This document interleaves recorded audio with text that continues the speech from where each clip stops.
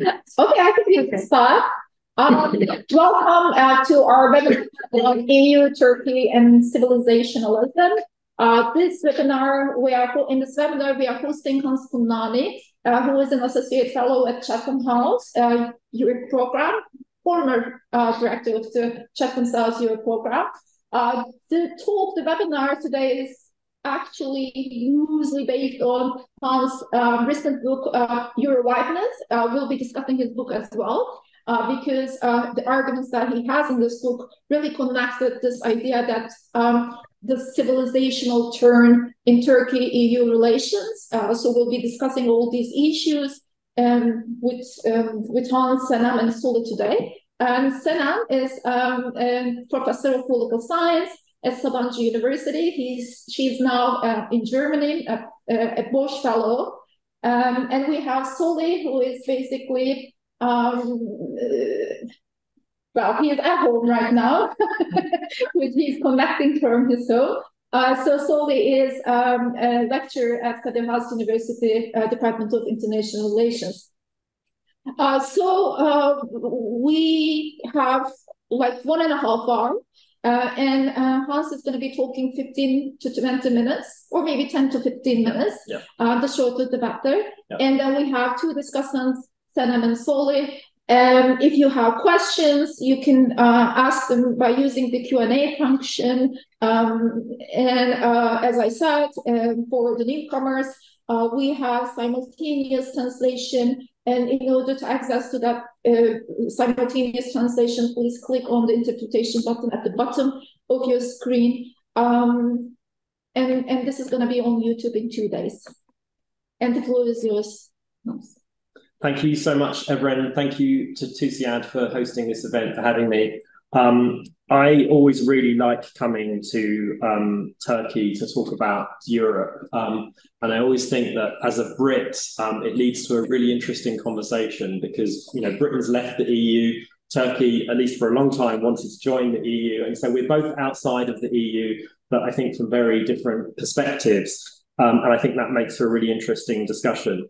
And the issues that I'm going to be talking about, you know, which are really the issues that I discuss in the book, Euro Whiteness, I know these are issues that there's been a long debate about in Turkey, and so I'm a little bit apprehensive because I know that you've sort of thought a lot about these questions, especially around the role of the history, the sort of Christian history of Europe in the European Union, and the way that plays into has played into the debate about Turkish accession. Senem, in particular, has written a whole book about this. So that's a long way of saying I'm really, really looking forward to the discussion. And so we'll try to be as brief as I can. What I basically try and do is give, you know, an outline of the argument in the book, but I'm going to try, as the title suggests, to sort of emphasize the parts of the argument that are relevant to this question of Turkey and Turkish accession. So the book is really about ideas of Europe through history and where the European Union fits into that history. And in particular, what I try to do is to distinguish between ethnic cultural ideas of Europe on the one hand and civic ideas of Europe on the other hand. And in doing that, I'm going back to a distinction between ethnic and civic nationalism that comes from Hans Korn, one of the sort of early scholars of nationalism. And my argument is that we should think of European identity and the EU in terms of what I call regionalism, which is not the opposite or the antithesis of nationalism, as a lot of pro-Europeans want to imagine that it is, but it's actually analogous to nationalism. So, for example, you know, Benedict Anderson famously referred to nations as imagined communities. I think we should think of Europe similarly as being an imagined community. And just as you have this very complex interaction in, I think, the history of all nationalisms, or at least the ones I'm familiar with, between ethnic and cultural and civic elements, I think that if you look at the history of ideas of Europe and European identity, you have something analogous in the history of European regionalism. On the one hand, these ethnic cultural elements, and on the other hand, these civic elements, and they interact in very complex ways, which is really what I try to explore in the book. So the story begins in classical antiquity, where obviously the term Europe comes from. But in classical antiquity, Europe was really just a space. It wasn't really yet an identity. The idea of a European identity, in other words, Europeans as people, really begins in the medieval period. And at that time, what it means to be European is fairly straightforwardly synonymous with Christianity. So, the first reference that we have to Europeans is in the Mozarabic Chronicle in 732 AD, in the context of the Battle of Poitiers. And the way that phrase, the first time that phrase is used, the way that it's used is to contrast the Franks, who are referred to as Europeans, with the Arabs. So that contrast between Christianity and Islam is there literally from the beginning in terms of the history of ideas of Europe. The embodiment, I think, of that medieval idea of Europeanness, which is synonymous with Christianity, is Charlemagne. And the reason I mention that is because that he obviously becomes this kind of inspirational figure for the post-World War II European integration project, which I think already illustrates that, this idea of a Christian Europe, a Europe that's synonymous with Christianity, doesn't just disappear. It persists and it continues, and it actually informs the post-World War II European project itself. After the end of the medieval period, that idea of a Christian Europe also really kind of persists into the sort of modern period, particularly through, and again, this is something which is particularly relevant, obviously, to Turkey, the conflict between the Habsburg Empire and the Ottoman Empire. And so, as I say, this idea of Europe that's synonymous with Christianity doesn't just disappear, it really persists. And I'm going to come back to that later on. At the same time, though, in the modern period, you do get this much more complex idea of European identity, which emerges partly from the European Enlightenment and the scientific revolution. So it's a kind of rationalist, secular idea of Europe as opposed to a religious one. But here's the thing, it also emerges in the context of the European encounter with the populations of Africa and Asia, and in particular the Americas. In other words, the context in which the idea of whiteness also emerges. And so this new modern idea of Europe is not just a secular rationalist one, but it's also a racialized one as well. And those two things, are quite difficult, actually, I think, to separate. So the question then becomes, and this is really the big question the book tries to answer, is what happens after 1945? Pro-Europeans like to think that a completely new idea of Europe emerges, that 1945 is a kind of hour zero. And in particular, this new idea of Europe centered on what becomes the EU that emerges is a purely civic idea of Europe that has nothing to do with these older ethnic cultural ideas. Even though, as I suggested with the example of Charlemagne, they also draw on these older ideas at the same time. The real history is much messier than pro-Europeans want to imagine. In particular, it's absolutely clear that the EU begins as a colonial project. This is something which there's a lot of academic work, particularly over the last decade or so, in particular the book by Pio Hansen and Stefan Jonsson called Eurafrica, which came out almost a decade ago, which shows very conclusively that it's not just that the early phase of European integration intersected with the end of European colonialism, but that part of the point of European integration in that early phase was to consolidate Belgian and French colonies, to integrate them, if you like, in West Africa. At a time when Belgium and France were no longer able to maintain those remaining colonies on their own. In particular, by the way, what they needed was an injection of West German capital.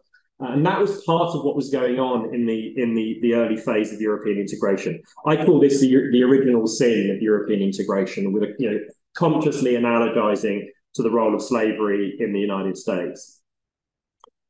Pretty soon afterwards, however, roughly around 1960, those Belgian and French colonies become independent.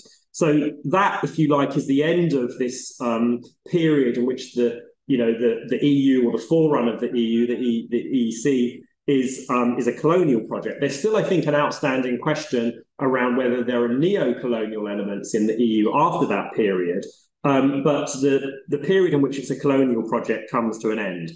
And in that context, I do think there's a kind of a new idea of a new regionalism that's more civic that emerges, centered in particular on the social market economy and the welfare state, and the kind of depoliticized mode of governance that European integration produces. But what happens is that history of European colonialism and the role of European integration in it is completely forgotten, even as the Holocaust from the 60s onwards starts to become this really central collective memory for what becomes the EU. In other words, the EU or the story that the EU tells about itself is very much based on what I call the internal lessons of European history, what Europeans did to each other, rather than the external lessons of European history, what Europeans did to the rest of the world.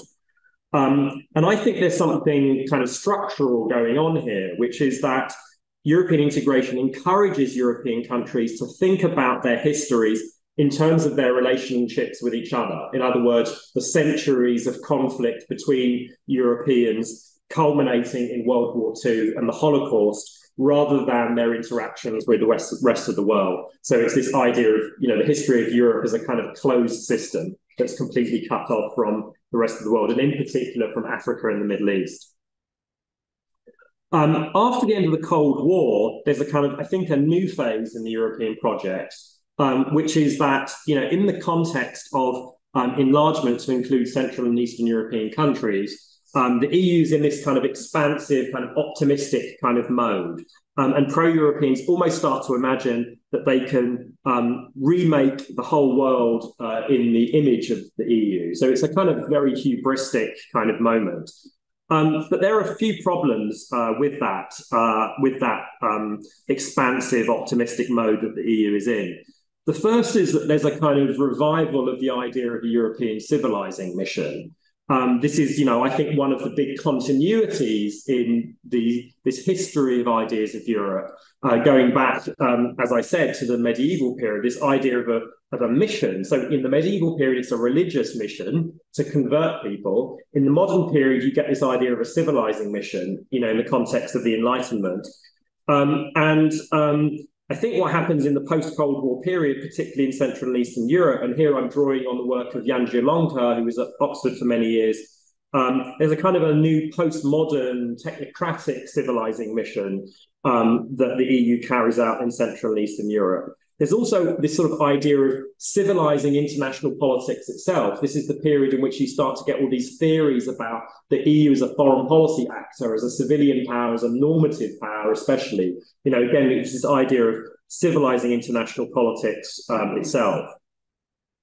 The second problem, though, is that, although the EU's borders to the east become quite soft and porous, as Central and Eastern European countries are included within the EU, its borders to the south remain hard. And one very striking example of this is that even before the end of the Cold War in 1987, Morocco applies to join the EC, and it's told just flatly, you can't because you're not a European country. So it's not a question of, what kind of governance system it has, what kind of structural reform it does. It's just told you can't even begin the process because you're not a European country. And so I think what that does is it strengthens this idea that the EU is actually a white bloc. Now, this is where Turkey becomes really interesting, I think, because I've sort of contrasted the hard borders to the south and the soft borders to the east And Turkey, I think, fits very neatly sort of in between, right? Sort of southeastern Europe. And so what that means in practice is that unlike Morocco, Turkey is allowed to apply. But then, as we know, and you all know much better than I do, the process is, it becomes very slow and becomes stalled.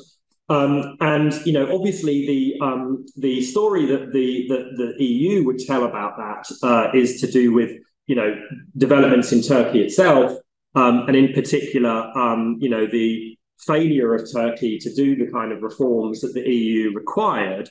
But I think it's fairly clear, and Senem, I know, can say much more about this than I can, that something else is going on as well, something much more civilizational. I'll just read out two quick quotes, which I think illustrate this. The first is from Giscard d'Estaing in 2002, who at that time was chairing the convention on the future of Europe, of the EU, which was developing a new constitution. That constitution was ultimately rejected by voters in France and the Netherlands. By the way, Giscard would be awarded the Charlemagne Prize the year after he said this, but he says in 2002 that Turkish accession would mean, quote, the end of the European Union, and those advocating for it, like, for example, the UK, were, quote, the adversaries of the European Union. And he goes on to say Turkey has, quote, a different culture, a different approach, a different way of life. In short, it was not a European country. So in a way, he ends up saying the same thing about Turkey that the EU had said about Morocco. It's just not a European country. And by the way, he then adds that if Turkey were to join the EU, that would increase the pressure on EU to admit Morocco. So that's another argument for not having Turkey in the EU.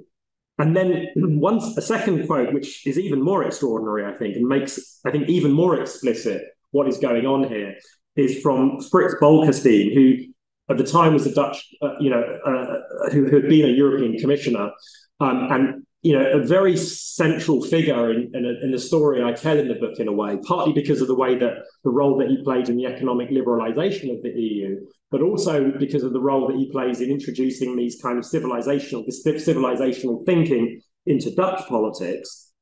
And he says in 2004, he kind of echoes what Giscard had said about Turkish accession, but then he goes even further, and he says that he warns about an Islamization of Europe, and then says that if Turkey did join the EU, that this would mean, quote, that the liberation of Vienna in 1683 would have been in vain, right? Making absolutely explicit, as I say, the civilizational thinking here, but also this connection with this medieval idea of a Europe that's synonymous with Christianity. And that's why I mentioned that the way that continues into the modern period through the conflict between the Habsburg Empire and the Ottoman Empire, because obviously that's what Bolkestein is referring to. That period that I've just described, this kind of 20-year period where the EU's in this very expansive mode, I think comes to an end quite suddenly with the beginning of the Euro crisis in 2010. And then the EU goes into a much more defensive kind of mode. And I think that's roughly the period we're still in now. And so really this is the final sort of chapter in the story I tell about the evolution of the EU. With the Euro crisis and then the series of other crises that the EU faces in those years after 2010, you have the Arab Spring, then you have the Russian annexation of Crimea in 2014. The EU starts to see itself as being surrounded by threats, and hence, as I say, this kind of defensive kind of mode. But then the second critical juncture, which I think turns out to be equally, if not more important, is the refugee crisis in 2015. And then what I think starts to happen is that the EU starts to see those threats to itself in civilizational terms. And so this kind of civilizational thinking, which I think, begins with people like Frits Bolkestein after 9/11, I think really starts to become even more pervasive in the EU. The idea that international politics is a clash of civilizations, that for some of these pro-Europeans, it's not, as Huntington believed, that the West is a single civilization against Islam and China, but that Europe itself is a distinct civilization, distinct also from the United States. This, I think, for example, is the way that Macron talks about this. But nevertheless, you get this kind of defensive civilizationalism. This is what I call the civilizational turn in the European project. This is happening in the context in which, you know, the far right is rising throughout Europe. And the centre-right is increasingly, I think, mimicking its rhetoric and policies, especially on these questions around identity and immigration and Islam, particularly on refugee policy. This is really where you see the civilizational turn, I think, most clearly, but also in foreign policy debates as well. This idea of international politics as a clash of civilizations, as I mentioned. And so in this context, and this is where I'll end, to circle back to where I began, I think these ethnic cultural ideas of Europe, as opposed to civic ones, are actually now becoming stronger rather than weaker. And it's those ethnic cultural ideas of Europe connected to Christianity and to whiteness that I call Euro-whiteness. Super, great, excellent. Thank you, Hans. I mean, Hans talked about this civilizational element in the European project, and that it has become more explicit in the last decade or so with the EU crisis, then with the migration crisis. And this really affected the way that the EU and Turkey have developed their relationship in the last decade as well. And the idea of EU being a civilizational project is not new to the Turkish audience, probably. I mean, we have been discussing this ever since 1980s, even in the 1970s as well, where pro-European Turkish audience has been largely against this idea of EU being civilizational project, and then you have people or politicians not that much pro-European arguing that this is not civilizational, but mostly a democratic institutionalizing or constraining factor that the EU has in Turkey. So I think Hans' book really sheds light on this debate a lot. And the floor is yours, Sana, to further comment on this idea of EU being a civilizational project or civilizational term in the EU project. There are a lot to discuss in the book: nationalism, regionalism, Brexit, Turkey, EU. So, floor is yours. Thank you. Thank you very much, Evren. And thank you very much, Hans, for the book. I mean, I really enjoyed reading it. First, let me start by saying that. And I enjoyed it also because it took me down on a trip to memory lane to the times when I was really grappling with these concepts and issues back in my doctorate years, many, many years ago. But I was trying to figure out why the EU was more easily taking the decision to enlarge to some countries and not to others. And there, of course, I mean, that question led me to a search on what it means to be European, on how you define European identity, how different institutions in the EU defined it. And here, of course, my main empirical focus was on Turkey, but also within the larger context of enlargement and what it meant for the EU to enlarge. I think, I mean, we can talk about the Turkey question, of course, but before that, let me just sort of perhaps mention a few things that the book made me think about or reflect on as I was reading through it. One thing that I think is quite striking is you do mention the importance of neoliberalism, which I do absolutely agree with.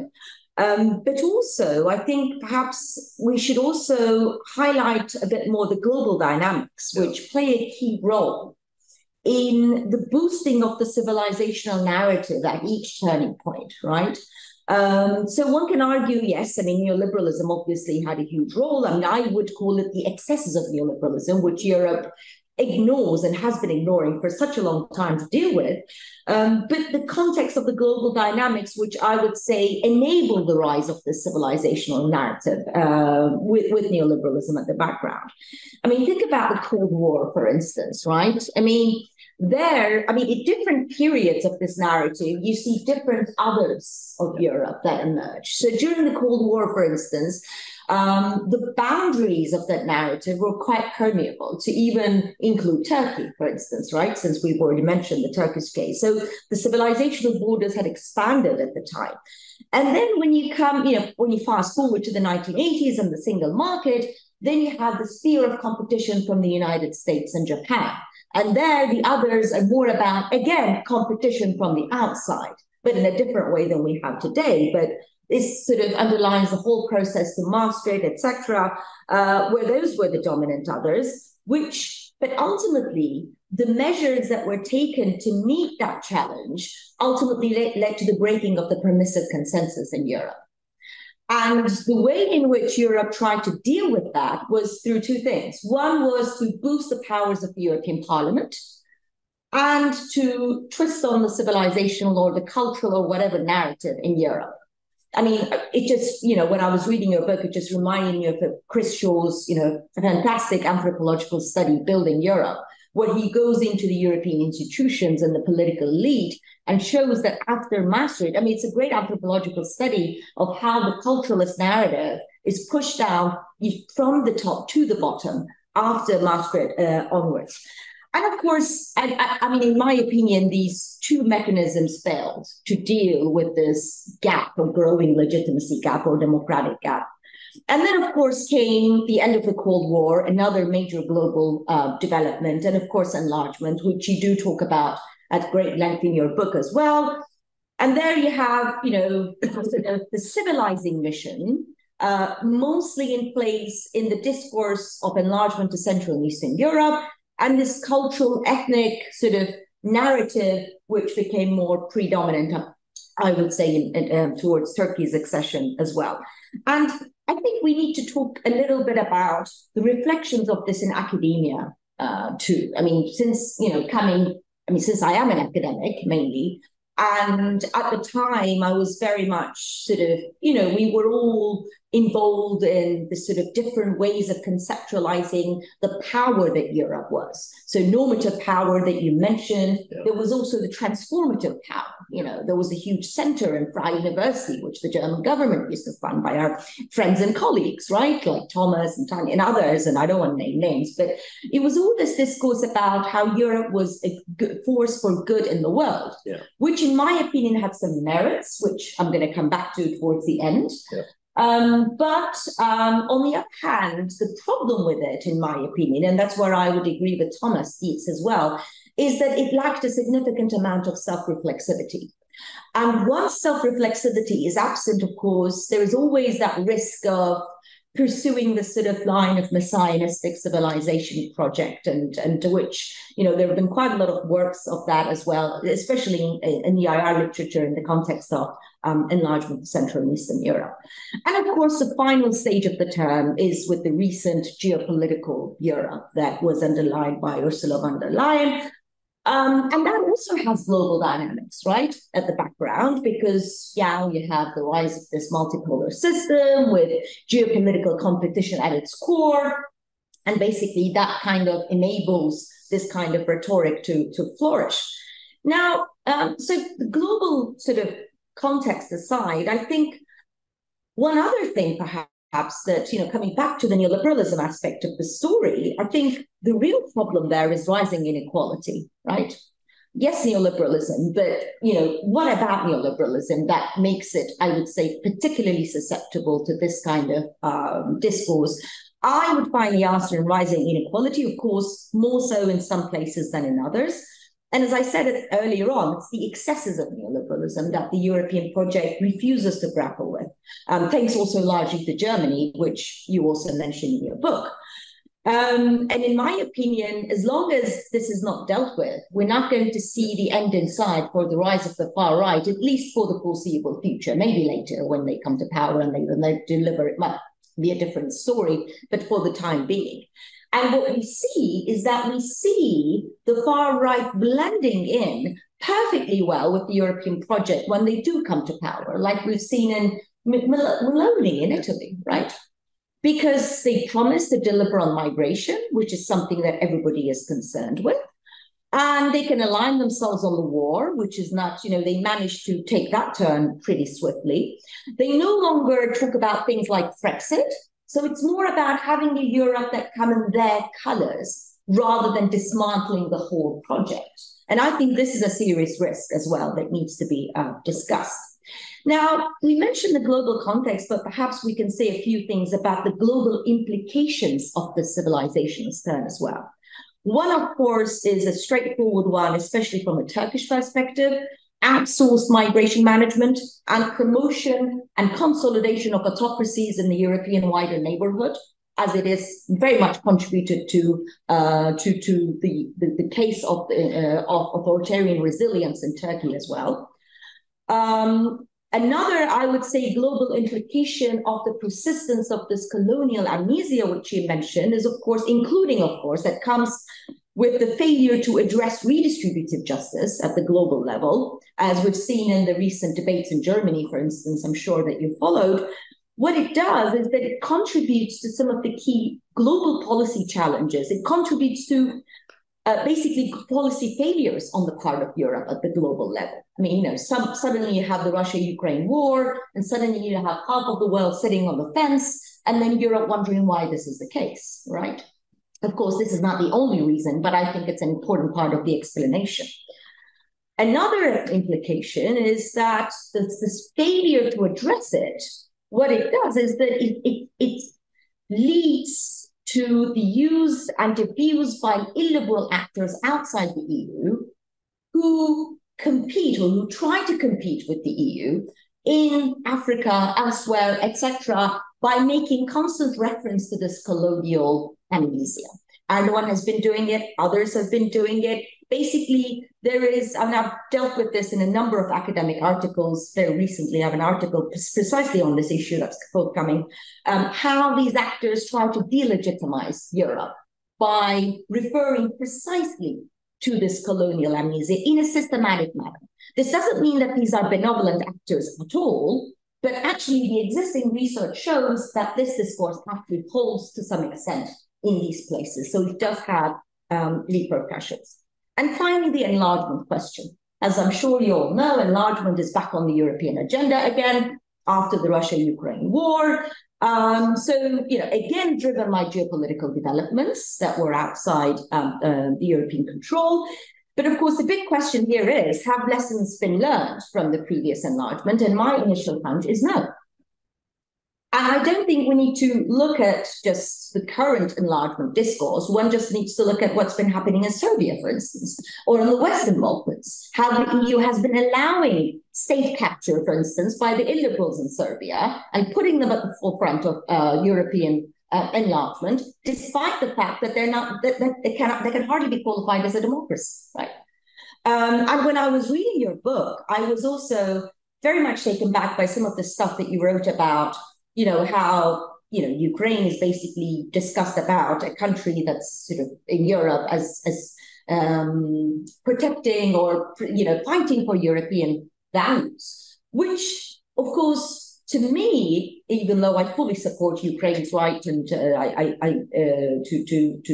fight for its independence, etc., that's a different story. But it reminds me of a very personal conversation that I had with a European professor, very pro-European, well-known professor, very recently, about how Turks have made their choice and decided not to join Europe by electing Erdogan. And that was a choice. Whereas here, the Ukrainians were making the choice to be a part of Europe by fighting for their territory, which I found the analogy, coming from a professor in particular, of high power, not just very demeaning and unbelievably wrong at so many levels. But again, that's a different discussion altogether. But I just wanted to flag that out just to underline the point that you made. And this is a very dominant way of thinking in some circles.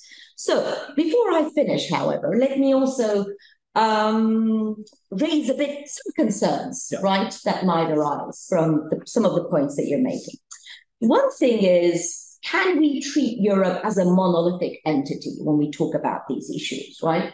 What about dissenting voices in the European Union? I think we need to be careful in not essentializing Europe falling in that essentializing trap, which we're actually criticizing Europe for being so in the first place. So I think that's a challenge. But when I was doing my own work on European discourses in the past, I've always noticed that there are a lot of dissenting voices, and Europe is really a heterogeneous entity. You have people on the left, you have anti-colonial movements and this and that. Of course, one might say they're not the dominating discourse, but they do nonetheless exist. A second point, maybe, isn't there anything good about the European project, right? Because, you mentioned the Turkish perspective. Looking at it from a Turkish perspective or from an enlargement perspective, we abolished the death penalty thanks to Europe. And some people who are rotting in prison for bogus charges could have been executed if it hadn't been for Europe and it hadn't been for the fact that we hadn't abolished the death penalty. Or minority protection across the EU, or the rights of LGBT plus community, or etc. Especially when you compare these with other parts of the world, right? So that's something, speaking from an illiberal setting, it's something that makes me think. And perhaps another question is that something that makes me think as well. I don't expect you to sort of give a straight answer to this, but it just, the questions that the book raises in my head is, couldn't one make the argument that geopolitical Europe itself today is a bit of a necessity? Yeah. When Europe tries to compete against or deal with a very aggressive Russia on the one hand, but also a rising China on the other, right? Yeah. And how do you do that can you do that without any of that civilization?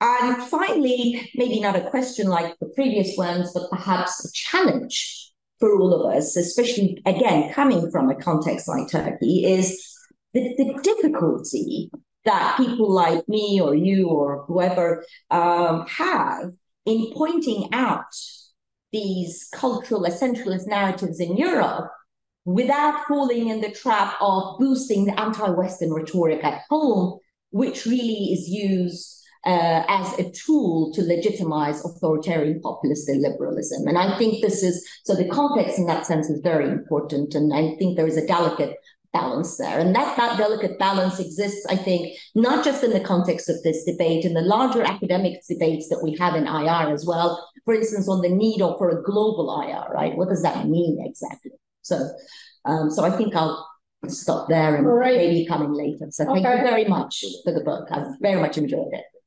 Thank you, Sana. And Soli, your turn. Your mic is open. As expected, Sana didn't leave much for me to say. So I'll say other things. The book ends, and the presentation did not include that end, with a glory, glory, hallelujah to the British people, and almost celebratory rendering of Brexit, which of course is going to does have severe economic consequences for Britain. And we will, I suppose, see in due time whether or not the celebrated heterogeneity that you argue Anglo-Saxons or Britain in particular know how to manage so well will or will not be harmed by the economic problems that are going to hit them, especially given regional inequalities that are striking between the south and the north of England and different regions of Britain. Now, it is truly an amazingly engaging book. I said before we met our audience that you're relentless in the book, and you are. But I don't really mean this in a vicious way. You really push your points extraordinarily well. It's very articulate, and it is a much better read than a book that was actually similar to you, particularly to your chapters on the Enlightenment written by Pankaj Mishra, Age of Anger. It's far better written, and it really makes the point. But then the question I have is, or I have a number of questions, and here they are. Can we, one, you do not deal at all with the agency of the minorities that the European countries have amongst them, in their midst.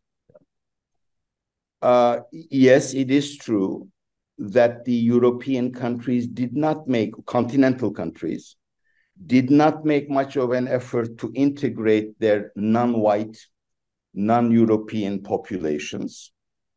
But it is also a fact that those who do live there do indeed take advantage of the freedoms that are available to them in that context to actually push their own civilizational projects, actions, setups, and sometimes to the extent that they use a lot of pressure on their own communities. And this is particularly visible in the question of women, which is at the center of many problems that we will face in the future as well. Second, so in a way, and also your argument, and it's a fixation, I always go back to the first or second paragraph of Marx's 18 Brumaire. That is, you do make your own history, fine, and you blame Europe for not being able to make a different history. But the second part of the sentence is you don't make history under circumstances of your own choosing. So how do you break free of the legacies of the past? And is it really a solo dance, or, as I was suggesting just a minute ago, is it also in interaction with others? Yeah. The big question, and that is a question that I personally had even before I read your book, and this is a question to you now. The European Union, your argument is a post-World War II creation. I would also add that it is a Cold War creation. And one of the thoughts that I have is that it did not reckon with the fact that the Cold War ended either in 1989 or in 1991. One reference that I would have maybe liked to see in your presentation, especially about Eastern Europe, would have been Perry Anderson, the lineages of the absolutist state, because especially after the Eastern enlargement and things really souring when an Orban or a Kaczynski not only made an appearance, but began to weigh in European Union's politics, how Anderson depicts two Europes or two parts of Europes responding to the same phenomenon. One with the Western part with the absolutist state, which then allows them to go towards the modern state and capitalism, and refeudalization in Eastern Europe. And it seems to me, and I'm just asking your opinion about that, whether this is still, that division between East and West Europe is still a relevant or a pertinent division, and maybe an unbridgeable one.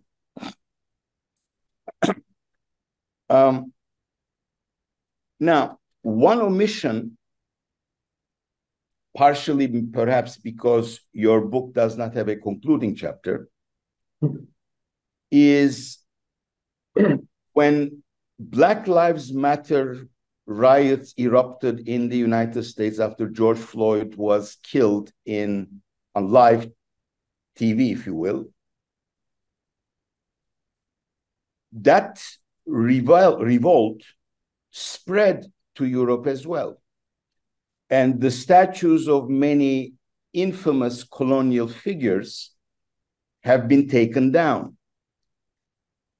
Given the fact that you make, in my judgment, a very right evaluation of how Europe did not deal with its colonial past in the way it dealt with its Holocaust past, internal, external, would it not have been incumbent on you to actually take those anti-colonial demonstrations to basically come back to the question that Senem raised at the very end, that is there nothing that works against the very schematic way you put this continuity between Christendom to defensive civilizational identity?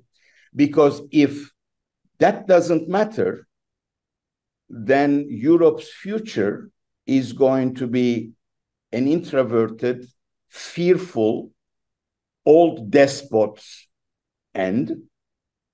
It will not be able to rejuvenate itself, and the millions of non-white, non-Christian Europeans who are there will not be able to make any contribution because you dismiss them as civilizationally alien anyway.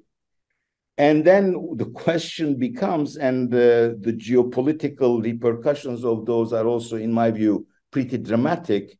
Does Europe altogether become Venice, where, thriving Asians will come and take photographs? Okay.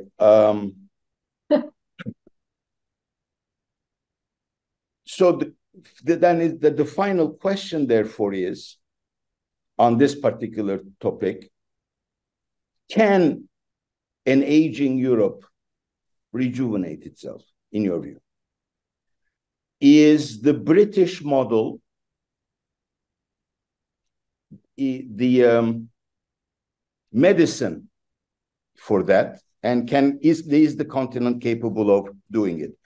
I mean, when I read the part on Eastern Europe, Senem and I will be in Dresden next week. And not in Dresden, but in Leipzig many years ago with the Bosch Academy, I have heard the interior minister of that Länder, a young woman, I cannot remember, unfortunately, her name, who said to us that for East Germans, unification was not a project of integration, but a project of colonization, which is really which is a point that you make very strongly, and I think very consistently and convincingly in your book as well. If that is the case internally, how do you overcome it? And does COVID and Ukraine, the war in Ukraine, actually generate a more of a sense of Europeanness? Coming to the Turkish case, the civilizational turn in Europe today is not peculiar to Europe. Your other ancestral land, India, is galloping towards an extraordinarily exclusionary and I think brutal civilizationalism. China is doing this. Okay. And if the Republicans were to come back to power and somebody like Pompeo would have any say in America's politics, that civilizational language is also going to be very powerful and pertinent in the United States. So it is perhaps a primarily European problem, but it strikes me as a global problem. And that relates to my initial point of those who live in Europe who are not Christian and white, whether or not they had agency in actually generating this particular framework. Great, thank you, Solly. We have a couple of questions from the audience, but I'm not going to direct them to you right now because you already have too many questions, and I'm going to give you the floor to respond to what Senem and Solly said for like maybe 10 minutes or less, maybe. Then we'll get questions from the audience. And please feel free to ask questions using the Q&A function I'll be directing your questions to Hans right after this show. Thank you so much, both of you, for those two brilliant sets of comments. Thank you not just for the nice things you said about the book, but for the sort of questions and challenges and you know, I think I agree with a lot of what both of you said, actually. And they were so rich that I'm not going to be able to respond fully to all of it. I'll just make a few, maybe 3 or 4 comments. So I guess let me maybe start with, I mean, I guess where you started, Senem, the sort of global context. And in a way, this is also slightly where Solly ended, right? There is clearly a bigger global picture here, right? A sort of shift towards civilizational thinking more broadly. I think that's absolutely right. I still think that, you know, it's important to talk about European civilizationalism for 2 reasons. The first is that I think a lot of pro-Europeans would want to think that the EU is uniquely exempt from not just this, but from all kinds of other things. You know, this is, in a way, it's a big part of how the EU thinks about itself, right? A certain kind of moral superiority, a certain kind of European exceptionalism, if you will, against, you know, non-Western powers, but also the United States, right? So I think it's important to say some of this for that reason. But also because I just think that even if it is the case, and we could get Solly into, you know, whether the civilizationalism in India, for example, is the same kind of civilizationalism as in Europe or not, whether we should think about it in the same kind of way. But let's say for the sake of argument it is. I still think there's a question that Europeans have to ask themselves about whether they want to go down that route too. So I guess that's the first thing I'd say. The second kind of really big chunky thing that I think you both touched on is this question of the sort of, you know, dissenting voices within Europe. Solly, you talked about, you know, specifically ethnic minorities in Europe and their agency, which is really important. And I guess sort of also related to that, you know, this question, which you sort of put quite bluntly, Senem, you know, is there nothing good about the EU? So let me sort of respond to that. Because I, you know, I do half agree, but I think there's something important to add to that, which is, so clearly I'm not talking about all the Europeans. I do use the term pro-Europeans a lot, which some people don't like. But in particular, even when I use that term, I'm trying to show how pro-European thinking has changed over time, right? That's a big part of the kind of story. So already, you know, with that chronological kind of perspective, I think it's clear that there are different ways of thinking about Europe and ideas of Europe. And then I have this distinction between ethnic, cultural, and civic ideas. So I'm really not trying to say that there's one way that Europeans think about themselves or about the rest of the world. But I do, as I say, use this term pro-Europeans. And part of the reason I do that is because I do think that there is something structural about the way that pro-Europeans kind of close ranks against Eurosceptics. And so this is kind of responding in particular to your point about the left, you know, and the sort of diversity of views within the EU. I think there is something structural, and here I'm drawing quite a lot on the work of Peter Mayer, the Irish political scientist, you know, who shows how there is a problem of opposition in the EU, a sort of lack of an opposition within the EU, except for the Eurosceptics, right? And in particular, there's a structural way in which, you know, there isn't a proper left-right debate within the EU about distributional questions that you tend to have in nation states. And that, in turn, I think, is to do with the structure of the EU and the way that what it does is it sort of turns opposition to individual policies into structural, fundamental opposition to the polity, right? So if we take, say, and this, by the way, is also going to bring Senem to your, I'm really glad you brought the economics and the neoliberalism in, because this is, you know, part of my story. And by the way, this is also going to help me sort of respond a little bit to this question of how do we solve this problem, you know, which was Solly's, I think, question as well.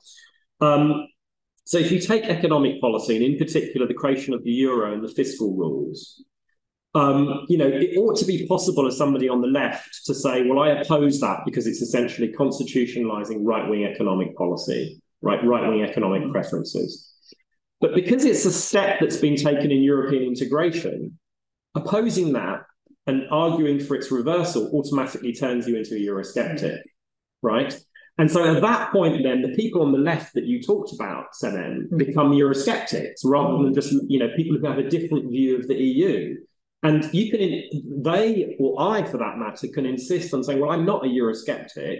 I'm just somebody who has a different view of what the EU should look like. But I think there is something structural about the EU that then turns you into a Eurosceptic. And that then, as I say, in turn also brings me to this question of how you solve these problems. Because I do think a fundamental problem here is it does strike me that there is something incredibly sort of fragile in a way about the EU, which is that I don't know any other polity that is structurally incapable in the way that the EU is structurally incapable of admitting that it's made mistakes and then trying to reverse them, right? Because the EU as a polity is also a process, and it's meant to be a one-way process. And as I say, to sort of argue to reverse a step in European integration makes you a Eurosceptic who must then be opposed as a threat to the project. This does, it seems to me, create this kind of incredible fragility because every other polity, can admit that it's made mistakes, and every polity does make lots of mistakes, and then we try to reverse them. And there's something about the EU that makes it quite hard to do that, I think. But that also, as I say, has this function of sort of eliminating opposition. And so, in a way, part of what I'm trying to do with the book is precisely to get pro-Europeans to differentiate themselves from each other more and to have more of a debate about the EU in a way that I think they tend not to have.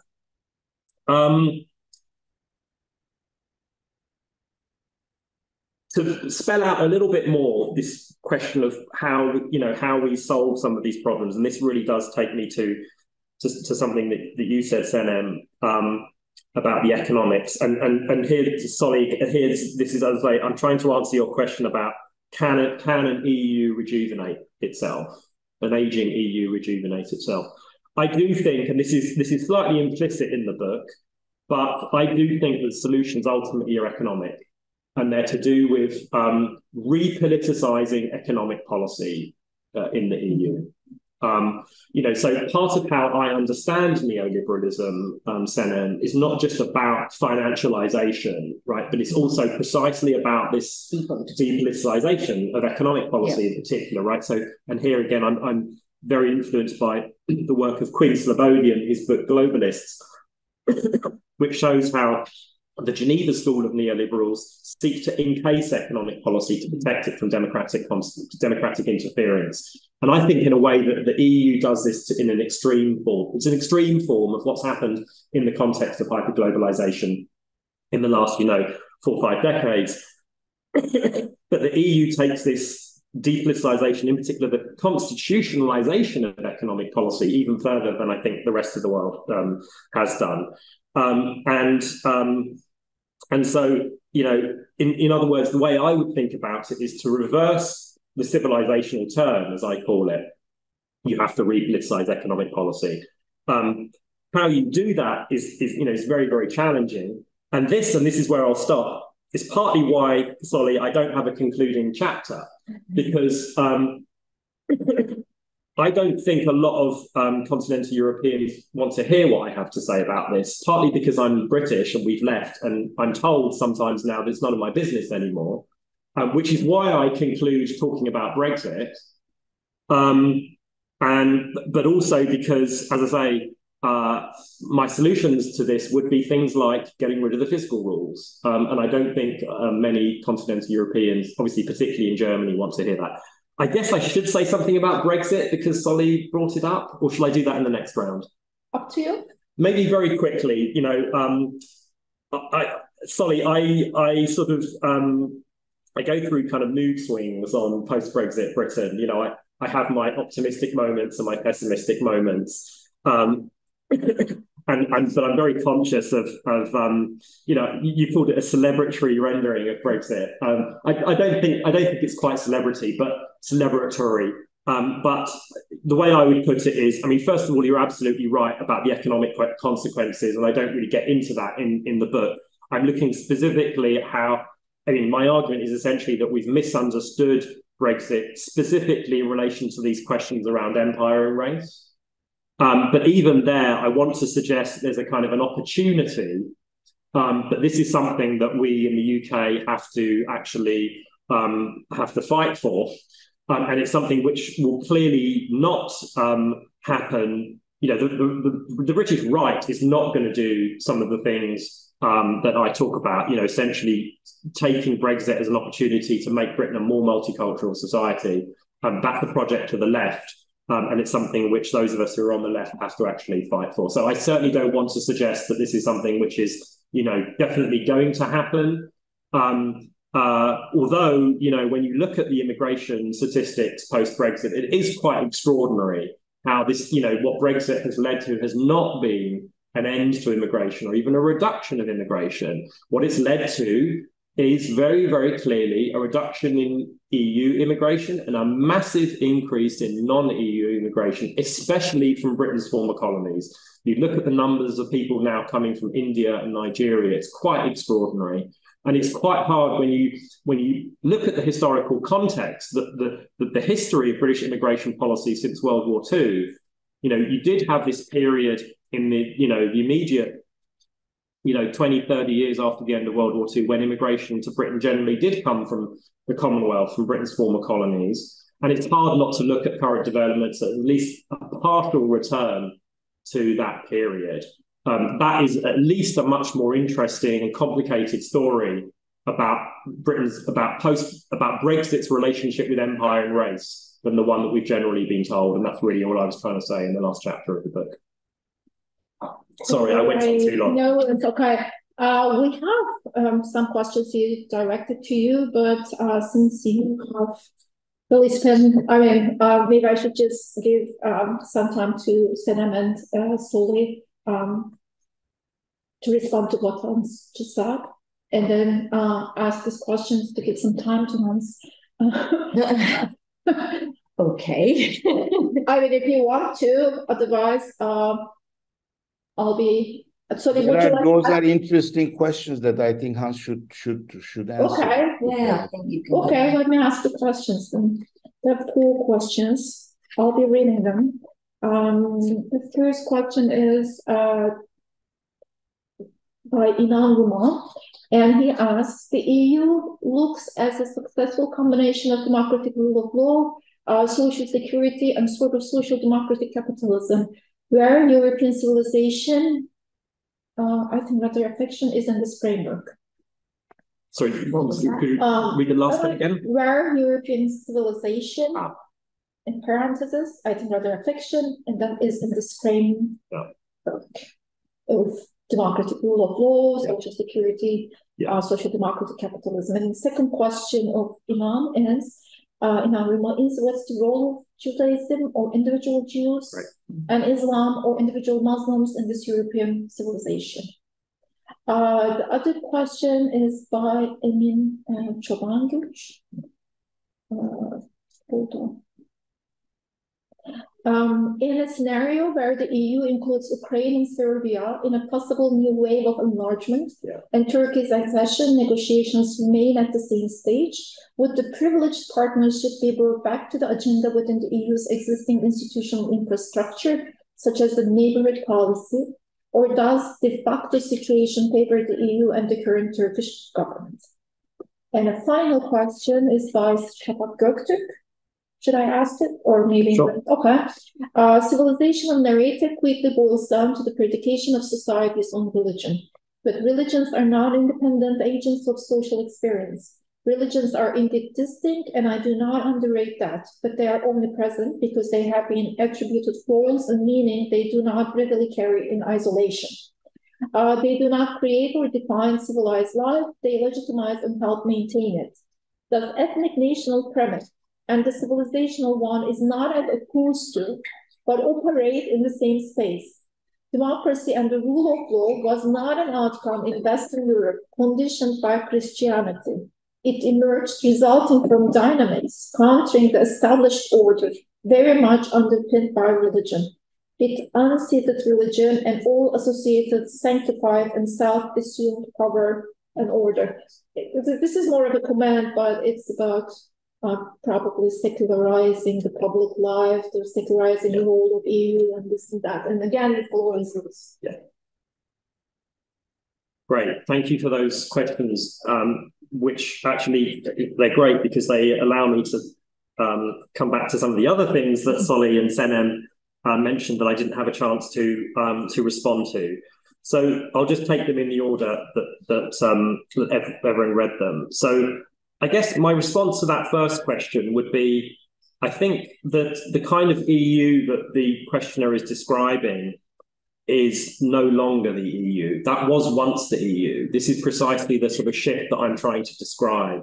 I mentioned in my remarks that, there was this civic regionalism based on the social market economy and the welfare state and the depoliticized mode of governance that European integration produced. And I think that's roughly what the questioner is referring to here, social democratic capitalism, that's roughly the social market economy and so on. And, I think that EU has disappeared, frankly, and it's disappeared precisely through neoliberalism. This was my discussion with Senem, right? It's been hollowed out. And so my argument is essentially that it's precisely because that has been hollowed out that pro-Europeans in the EU have now turned to culture, because they can no longer point to this socioeconomic or political model as being what Europe stands for. Because the socioeconomic model has been hollowed out, and there's been a massive backlash against the political model, in other words, the depoliticized mode of governance, also known as populism, that backlash. And one very good illustration of this is if you look at the phrase, the European way of life, right? There was a time when that phrase, the European way of life, was used, for example, by French socialists, like Lionel Jospin and so on, to refer to this idea of, the social market economy and the welfare state. Now, in the current European Commission, the von der Leyen Commission, there is a European Commissioner for promoting the European way of life for the first time, but his job is to keep migrants out, which makes it very clear that the way that the phrase European way of life is now understood is not that older model that was embraced by some on the centre-left, for example, in France. But it's this idea that migrants are a threat to the European way of life. In other words, it's a civilizational kind of idea of Europe. So in other words, this is precisely the type of shift that I'm trying to describe in my book.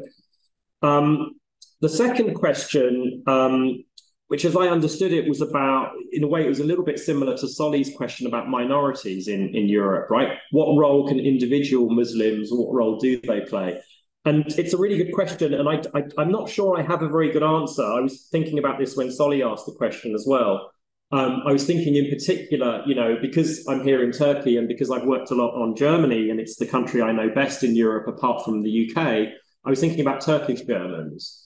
And I don't really have a good answer to your question, Solly, about where they fit into this story. So yeah, I'm not quite sure what to say about that. One would hope that they have some kind of positive role to play in this story, in the way that in my last chapter on Britain, I am suggesting that non-white people in the UK, the equivalent migrants, right, in that post-war period, who came from the Caribbean and from the Indian subcontinent, like my father, I think have played a very positive role in changing Britain. I'm not quite sure that it's the same in Germany, but I don't really have a very good story to tell about that. So maybe Solly, you and I can talk about that more another time. And then on Ukraine and enlargement and Turkey, this, as I say, gives me a chance to come back to something that Senem mentioned.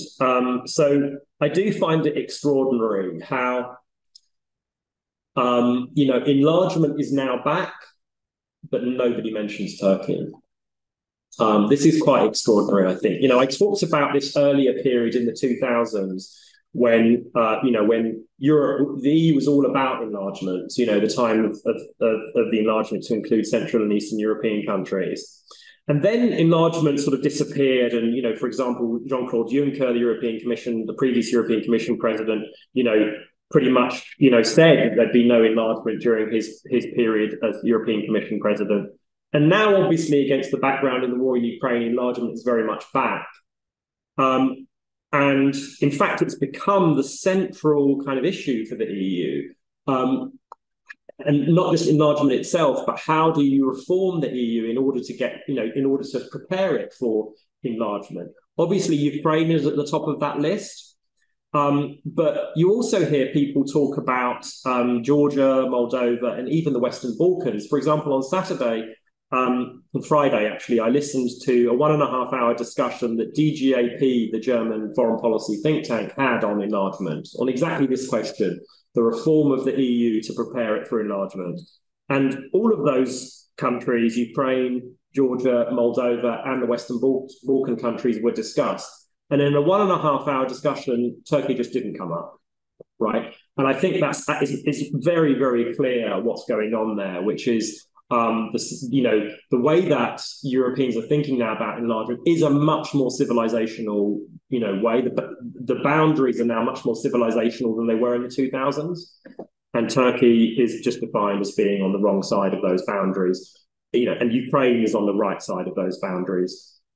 So I don't know what that means in terms of the privileged partnership, the specific question of privileged partnership that the questioner asked about. But I think it's absolutely clear that this wave of enlargement is not going to include Turkey. And then finally, the final, it was a comment, I think, rather than a question, and I'd need to read it again properly, but I think I basically agree with the sort of nuanced way in which the questioner described, the role that religion plays in society. Great. Sanam wants to respond. Thanks. Yeah, I'm just going to try and respond to two of the questions I think that are quite relevant to some of the points that I made as well. Inan's question about about the Judeo-Christian heritage. I mean, the Judeo part of that heritage was basically invented or added or inserted after the Second World War. So it was a novelty in the myth.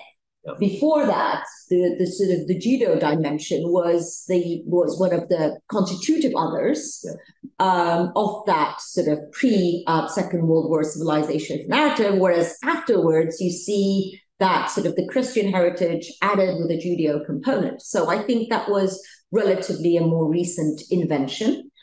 Secondly, in response to Emin's question on the privileged partnership, I mean, I'm also following the debates in the EU these days about how to reform enlargement policy. Of course, I do agree with Turkey is not on the agenda. Well, I mean, one can understand that to a certain extent, given the current situation with democracy and general governance problems in Turkey.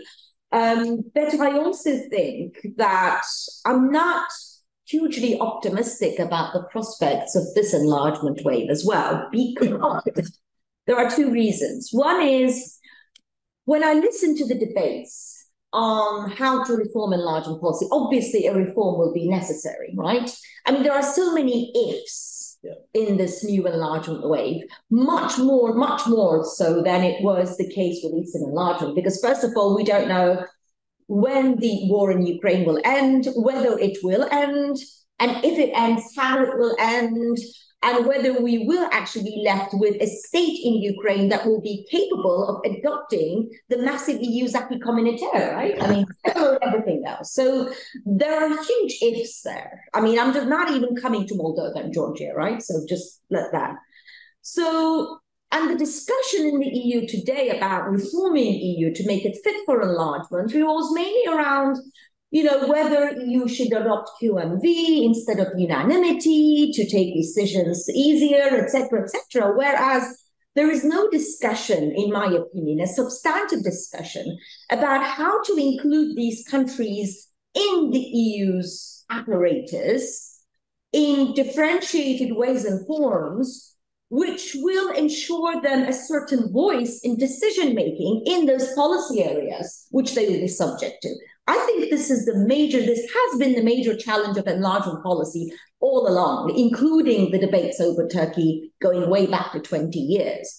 And I don't see any signals that this will be realized in the near future, or that the reform will come. So if a treaty change will happen, which also does not seem very likely given the poly-crises that EU is facing, but even if it does happen, it looks like it will mainly be around, voting mechanisms and QMB and unanimity, but rather than a really comprehensive institutional reform, which will allow a more meaningful participation or inclusion of those countries in a way in which the EU will not lose them on the way, because Turkey was clearly lost on the way. Yeah. And I think there's a serious danger that Western Balkan countries and others in the enlargement wave will also be lost along the way. And I think this is the serious risk that enlargement policy is facing. And I have to say, I'm not hugely optimistic about the outcomes.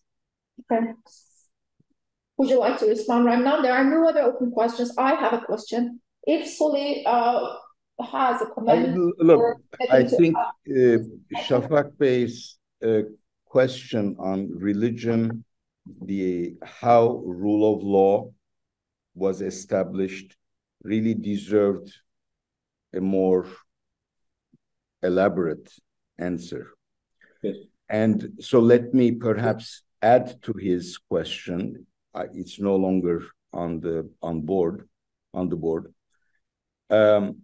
If Christianity continues to have a bearing on how continental Europeans see themselves, what about the role of the secular institutional arrangements, such as the rule of law, habeas corpus, individualism, citizenship, which actually came about because of struggles, bloody struggles?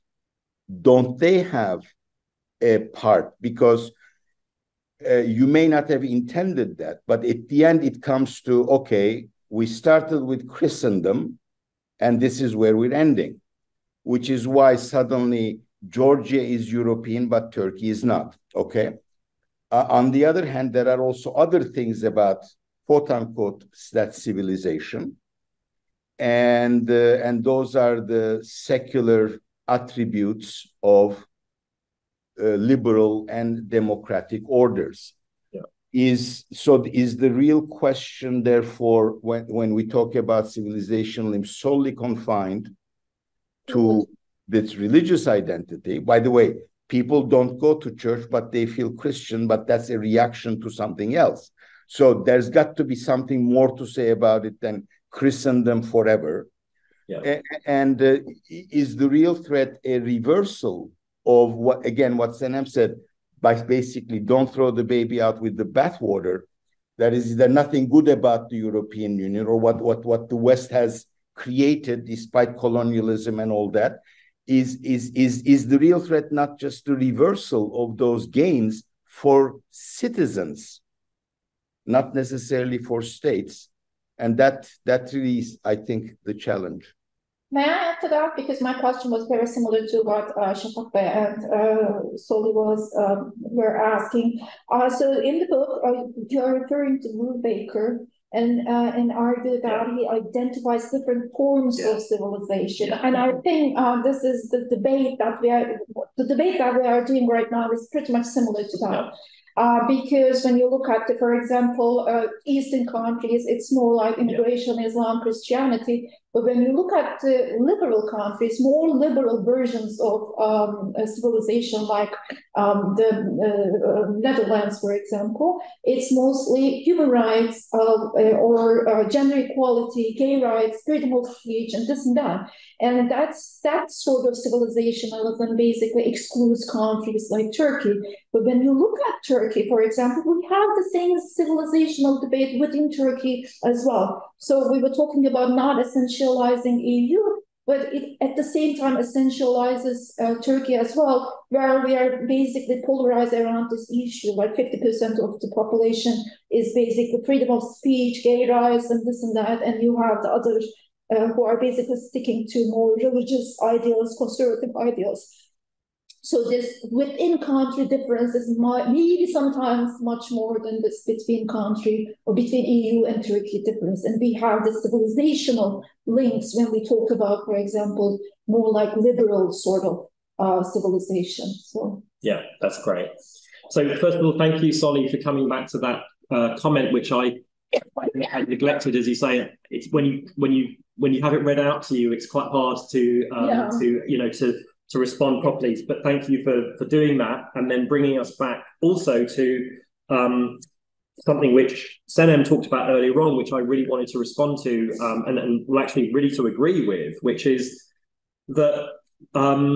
So when I finished working on the book roughly in sort of February, March, and at least the part about the EU ends with this idea of a civilizational turn.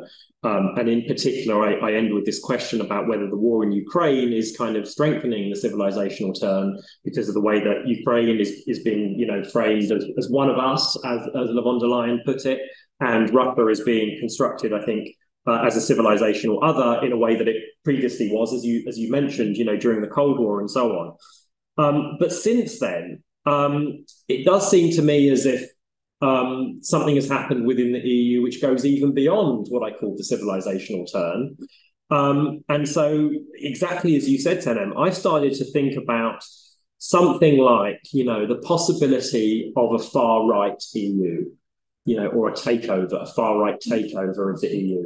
And so I loved what you said, Senem, about the way that the far-right, and here, I really think Maloney is the emblematic figure, is sort of blending in, as you put it, to the EU in a way that I think until recently, people would have sort of, thought of the far right and the EU as being sort of incompatible. And so the idea of a far right EU would have seemed to be almost a contradiction in terms. But I think exactly as you described, Senem, what's happening is that the centre right is, normalising and mainstreaming a lot of far right discourse, especially on identity, immigration, and Islam. And then conversely, the smarter far-right leaders like Maloney, also to some extent Le Pen, are moderating their Euroscepticism, indicating that they're not going to be too pro-Russian, they're going to be supportive of Ukraine. And then, it becomes very clear, this is what I found so striking about the reactions by pro-Europeans to the election of Maloney as Italian Prime Minister.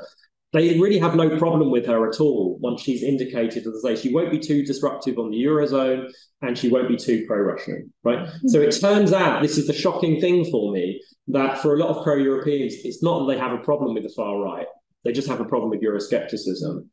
This, I think, goes way beyond actually the civilizational turn. So it's exactly what I've been thinking about as well. To link that then to this question of Judeo-Christian civilization, it's very striking that it's not just, as you say, Senem, that in the post-war period, the EU, has rethought Christian civilization to include Judaism within it in that way, which is connected to what I said about the collective memory of the Holocaust. But if you look at far-right discourse now, this is how they talk as well, right? Yeah. Even the far-right, not really, or at least parts of it, in particular the Western European, Dutch, French far-right, is not anti-Semitic in the way that, European fascists were. Mm-hmm. It also talks in terms of Judeo-Christian culture as well. And that brings me to this question of, is there a threat not just from civilizationalism, but also from, a threat, a danger that we're going to lose some of the important achievements of secularism? And here again, I said, you put your finger on it, Evren, that there is this distinction between a sort of Western European far right and a Central and Eastern European one that Rogers Brubaker discusses in this article of his. Excuse me, I'm flying off cold. Sorry. But what's striking about it is, although they have very different reasons for their Islamophobia, so the Central and Eastern European, if you take the Polish and Hungarian far right, they kind of hate Muslims because they're not Christian. The Dutch and the French far right kind of hate Muslims because they're not secular. But it kind of amounts to the same thing, right? So there's this kind of alliance almost between the two. I think I'm going to stop there. Okay. Apologies. That's okay. Take your time. And no more questions? Oh, we have 3 more questions. Do you think you can respond to them? Okay. So the first question is by Hilmi Yusuf Işık. Do you find the late Ulrich Beck's proposed cosmopolitanism approach relevant in the EU context? Well, it's in the book. There's a lot of it in there. So you can say a couple of things in that, I guess. Inan has another question. No, it's not a question. He's just saying, It's an opportunity to see friends. So yeah, there's just one question. Cosmopolitanism, which is in the book. I mean, the book opens with that. Yes, okay. Exactly. I kind of start the book with that, and really I take that as an illustration of the way that pro-Europeans in the EU want to think of the EU. Right? It's an expression of cosmopolitanism. I find it very unconvincing. Really mainly because I think cosmopolitanism, however, there are different ways of thinking about what cosmopolitanism is, but I think it has to mean something to do with the world. If you look, for example, at the term that Kant uses, who's the inspiration for a lot of this idea of a cosmopolitan Europe, the term that he uses, the adjective cosmopolitan, the German term that he uses is Weltbürgerlich, which literally means world citizen-like. I think cosmopolitanism has to have something to do with the whole world. What I try to argue is that, there's this tendency in pro-European thinking to sort of mistake Europe for the world. That when we talk about European integration, well, that's not global integration, right? Similarly, when you say I'm a European, you're not saying I'm a citizen of the world. You're saying I'm a citizen of this particular regionalism. Sorry, I'm a citizen of this particular region. And so I propose, instead of thinking of the EU as an expression of cosmopolitanism, I propose that we think about it as an expression of regionalism, which is how I started my remarks here this morning. One final thing, though, on that is that when people like Ulrich Beck and also Jürgen Habermas were writing about this in the 2000s, and I find Jürgen Habermas' version of this more persuasive than Ulrich Beck's, because he actually genuinely is talking about, the idea that European integration would be a kind of a step towards, a world society, as he calls it, right? And I think at that time in the 2000s, it was still possible to believe that. This goes back to what I said earlier on about this idea in the 2000s, I think a somewhat hubristic idea, but nevertheless, that the EU could sort of remake the whole of international politics and remake the world in the image of the EU. That was, I think, roughly what Habermas was kind of talking about. And I think at that time it was still possible to kind of believe that. I don't think that's plausible anymore because of the direction in which the EU has gone, as I tried to describe. So the best example of that is the EU's attitudes to borders. So, there was this idea at that time that removing borders within Europe was a kind of a precursor to a borderless world, and it would help to create a borderless world. I think what's become apparent since then to pro-Europeans, especially since the refugee crisis in 2015, is that the flip side of having no borders within Europe is to have a hard external border. I think that's just become much less plausible than it was before. And so, when I have these discussions in Europe with pro-Europeans, often they'll basically say, well, I still believe in this idea of a cosmopolitan Europe, which some people may do. But I just think that that's now, so disconnected from the real existing EU that it's describing their own kind of personal kind of fantasy of the EU rather than the reality of it.